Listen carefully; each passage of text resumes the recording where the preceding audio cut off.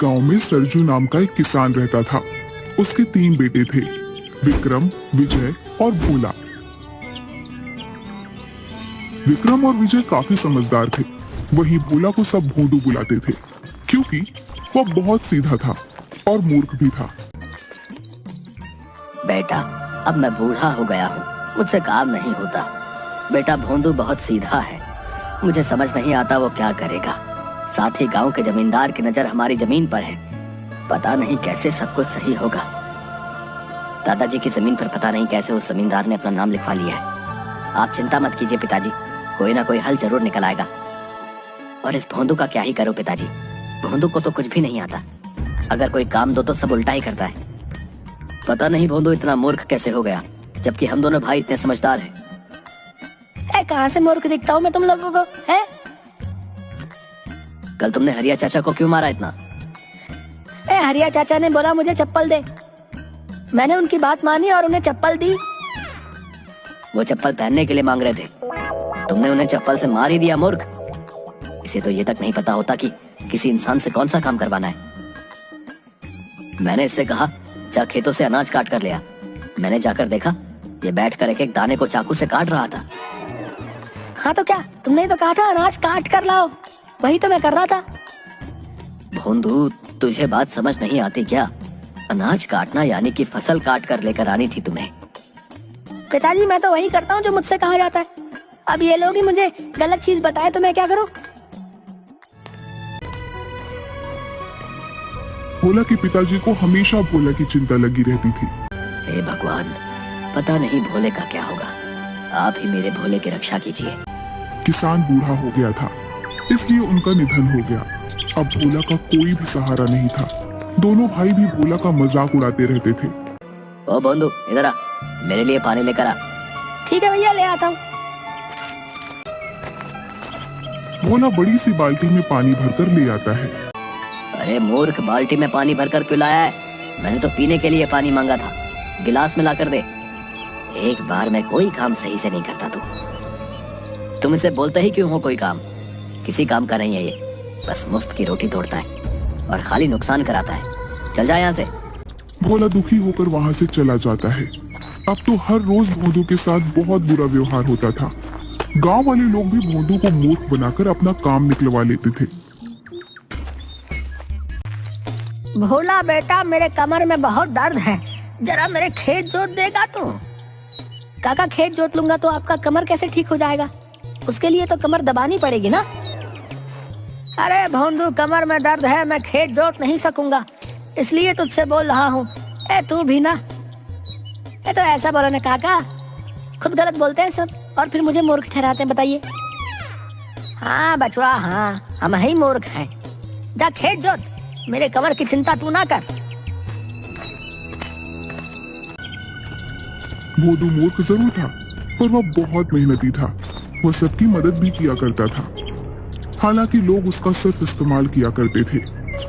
एक दिन भोंदू गांव के रास्ते से कहीं जा रहा था। अचानक उसका पैर रास्ते पर बैठे कुत्ते की पूंछ पर पड़ गया। वह सोया हुआ कुत्ता गुर्राते हुए भोंदू को देखता है और भौंकने लगता है। माई रे माई, कहाँ फंस गया? बचाओ, कोई तो बचाओ रे। दौड़ते दौड़ते भोंदू जंगल में आ जाता है।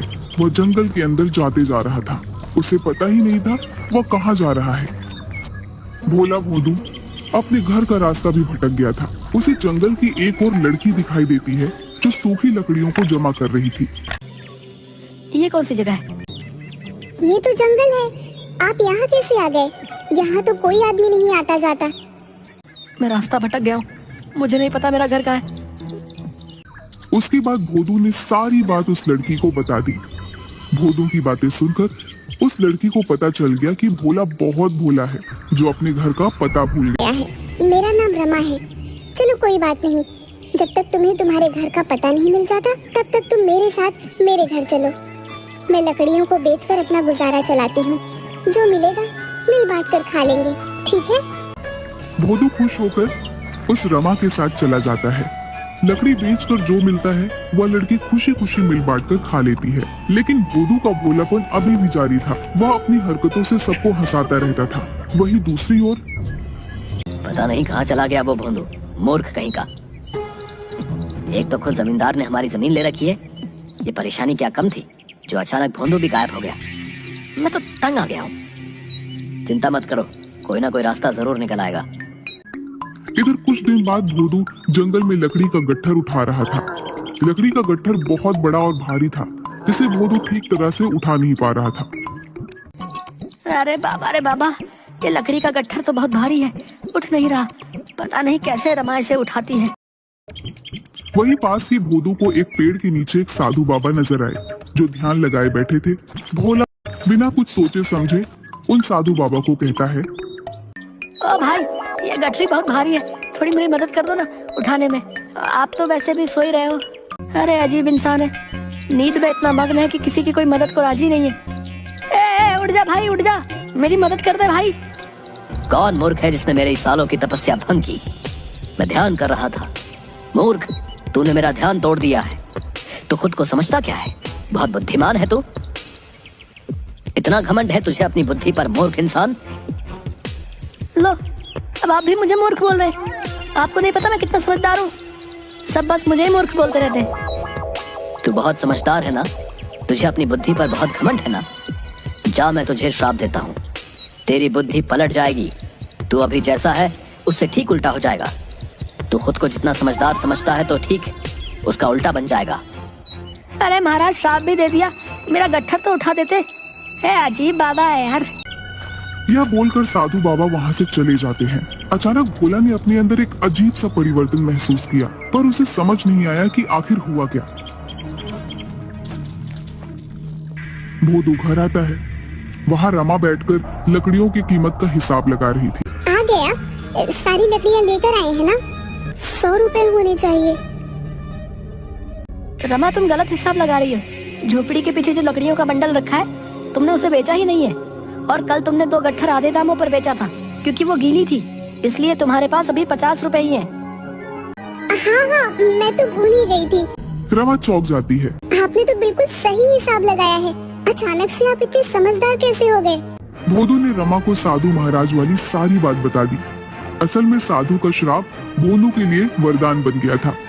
वो अब समझदार हो गया था। रमा यह सब सुनकर बहुत खुश हुई। आप बुरा न माने तो एक बात कहूँ?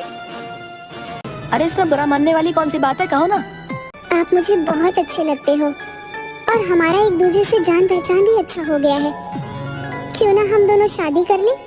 अरे रमा, क्या सच में मैं तुम्हें अच्छा लगता हूँ? मुझे मंजूर है।